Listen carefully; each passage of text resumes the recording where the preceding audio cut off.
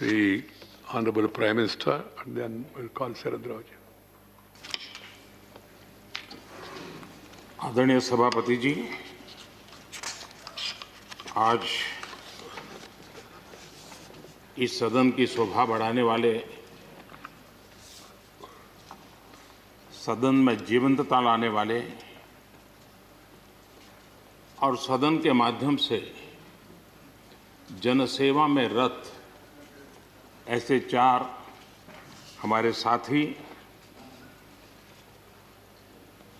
उनका कार्यकाल पूर्ण होने के कारण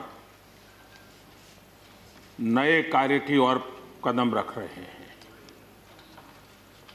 श्रीमान गुलाम नबी आज़ाद जी, श्रीमान शमशेर सिंह जी, मीर मोहम्मद फैयाज जी, नाजिर अहमद जी,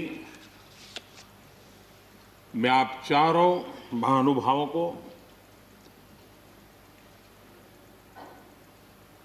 इस सदन की शोभा बढ़ाने के लिए, आपके अनुभव का, आपके ज्ञान का सदन को और देश को लाभ देने के लिए और अपने क्षेत्र की समस्याओं का समाधान के लिए आपने जो कुछ भी योगदान किया है, उसके लिए मैं सबसे पहले तो आपका धन्यवाद करता हूं।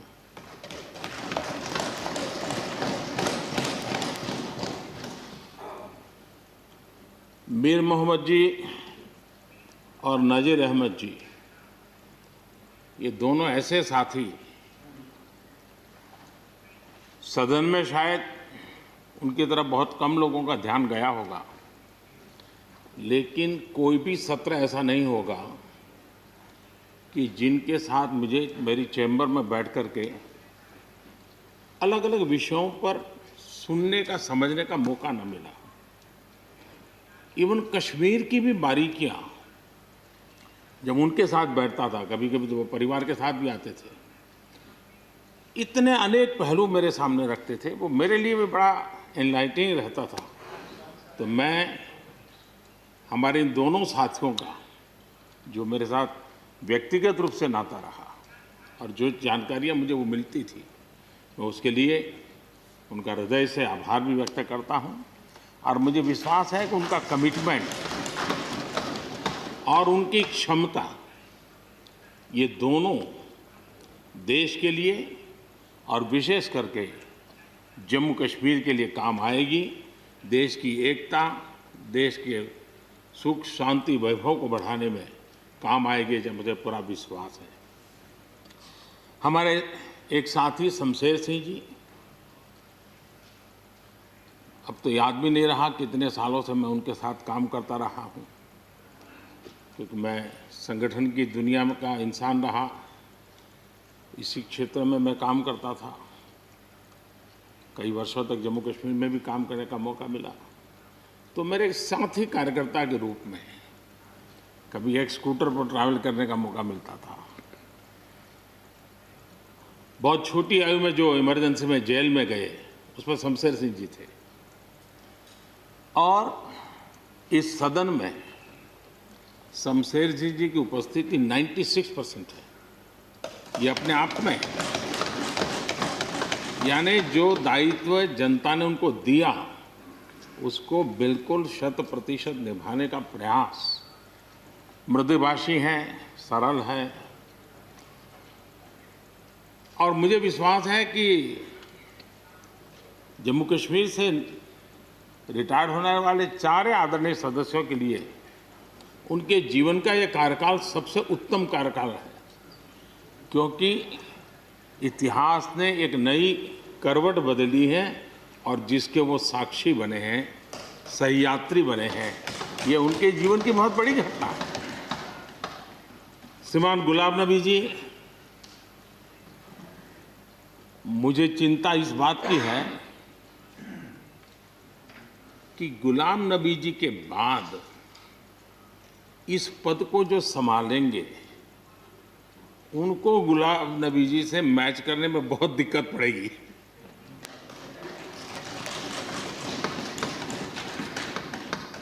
क्योंकि गुलाम नबी जी अपने दल की चिंता करते थे, लेकिन देश की और सदन की भी उतनी ही चिंता करते थे। ये छोटी बात नहीं है जी, ये बहुत बड़ी बात है जी। वरना अपोजिशन के लीडर के रूप में अपना दबदबा पैदा करना, ये सब मोह किसी को भी हो सकता है, लेकिन उन्होंने सदन से, मैं शरद पवार जी को भी इसी कैटेगरी में रखता हूं, वे सदन की और देश की चिंता को प्रायोरिटी देने वाले नेताओं में से रहे। गुलाम नबी जी ने बखूबी इस काम को निभाया है। मुझे याद है इस कोरोना काल में मैं एक फ्लोर लीडर्स की मीटिंग कर रहा था, तो उसी दिन गुलाम नबी जी का फोन आया। तो मोदी जी, ये तो ठीक है आप करते हैं, लेकिन आप एक काम कीजिए, सभी पार्टी लीडर्स की मीटिंग जरूर बुलाइए। मुझे अच्छा लगा कि उन्होंने पार्टी लीडर्स के साथ, सभी पार्टी अध्यक्षों के साथ बैठने का मुझे सुझाव दिया, और मैंने उस मीटिंग को किया भी।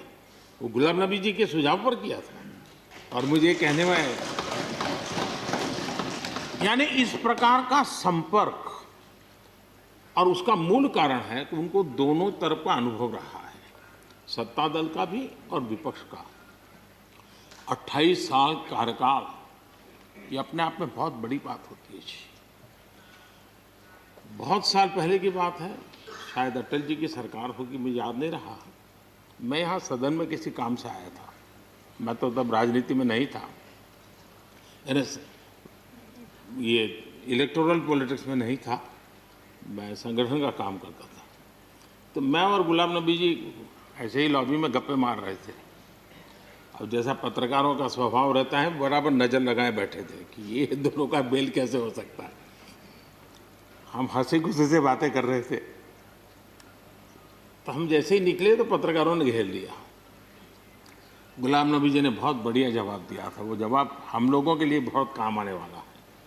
उन्होंने कहा, भाई देखिए, आप लोग हमको अखबारों में या टीवी माध्यमों में या पब्लिक मीटिंग में लड़ते झगड़ के देखते हो, लेकिन सचमुच में इस छत के नीचे हम जैसे एक परिवार का वातावरण कहीं नहीं होता है। इतनी हमारी आत्महत्या होती है, इतने सुख दुख होते हैं। ये जो स्पिरिट है, वो स्पिरिट अपने आप में बहुत बड़ी बात होती है। गुलाम नबी जी का एक शौक शायद बहुत कम लोगों को पता होगा, और कभी उनके साथ बैठोगे तो बताएंगे।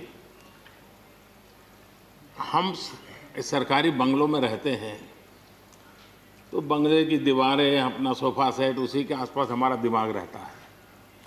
लेकिन गुलाम नबी जी ने उस बंगले में जो बगीचा बनाया है, यानी एक प्रकार से कश्मीर की घाटी की याद दिला दे, ऐसा बगीचा बनाया है।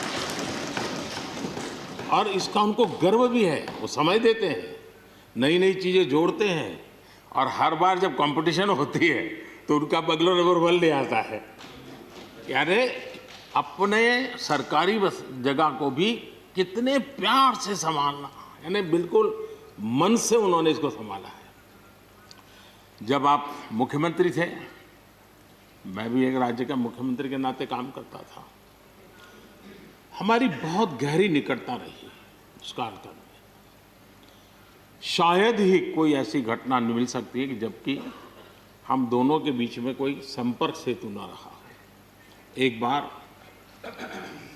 गुजरात के यात्री, क्योंकि जम्मू कश्मीर में जाने वाले टूरिस्ट में गुजरात बहुत बड़ा नंबर रहता है, और टेररिस्टों ने पर हमला कर दिया,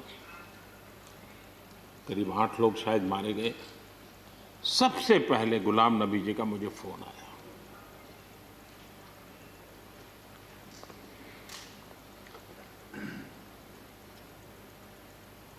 और वो फ़ोन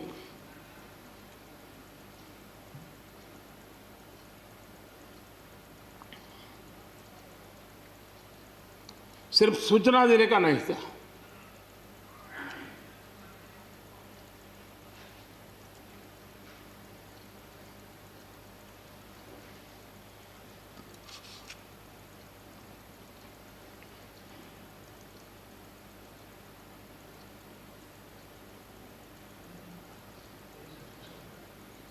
उनके आंसू रुक नहीं रहे थे। फोन पे उस समय प्रणब मुखर्जी साहब डिफेंस मिनिस्टर थे। मैंने उनको फ़ोन किया, मैंने कहा साहब अगर फोर्स का हवाई जहाज़ मिल जाए डेड बॉडी को लाने के लिए। रात देर हो गई थी। प्रणब मुखर्जी साहब ने कहा आप चिंता मत कीजिए, मैं करता हूँ व्यवस्था। लेकिन रात में फिर गुलाम नबी जी का फोन आया। वे एयरपोर्ट थे।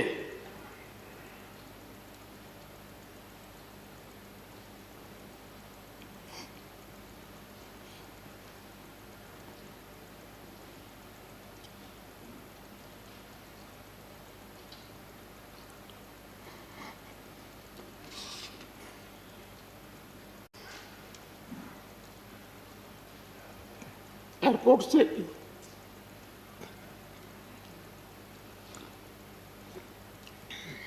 उन्होंने मुझे फोन किया और जैसे अपने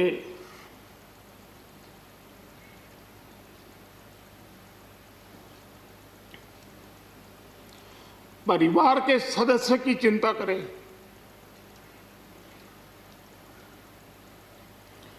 वैसी चिंता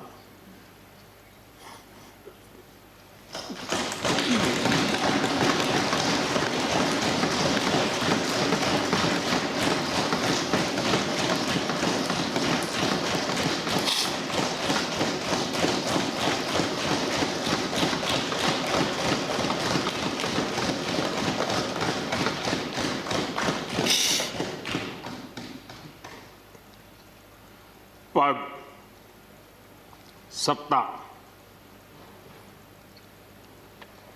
जीवन में आती रहती, लेकिन उसे कैसे पचाना,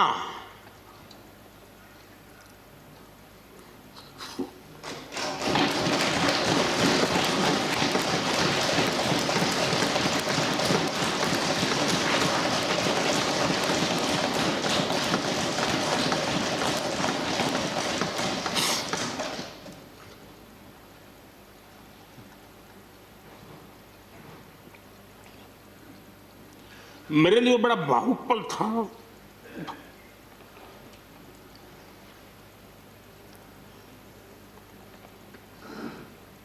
दूसरे दिन सुबह फोन आया कि मोदी जी सब लोग पहुंच गए।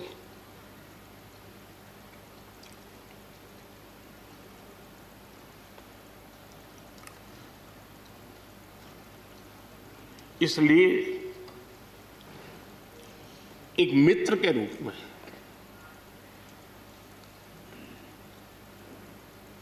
गुलाम नबी जी को घटना और अनुभव के आधार पर मैं आदर करता हूं।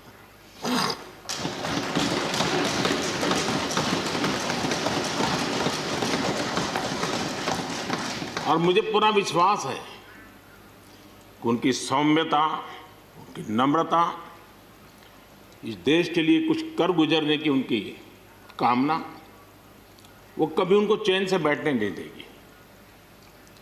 और मुझे विश्वास है कि जो भी दायित्व जहां भी वो संभालेंगे, वे जरूर वैल्यू एडिशन करेंगे, कंट्रीब्यूशन करेंगे और देश उनसे लाभान्वित होगा। ये सब मेरा पक्का विश्वास है। मैं फिर एक बार उनकी सेवाओं के लिए आदरपूर्वक धन्यवाद करता हूं और व्यक्तिगत रूप से भी मेरा उनसे आग्रह रहेगा कि मन से मत मानो कि अब आप इस सदन में नहीं हो। आप के लिए मेरे द्वार हमेशा खुले, इन चारों माननीय सदस्यों के लिए खुले हैं। आपके विचार, आपके सुझाव, क्योंकि देश में सब बहुत ज़रूरी होता है। ये अनुभव बहुत काम आता है, मुझे मिलता रहेगा, ये अपेक्षा मैं रखता ही रहूँगा। आपको मैं निवृत्त होने नहीं दूंगा। फिर एक बार बहुत शुभकामनाएं, धन्यवाद।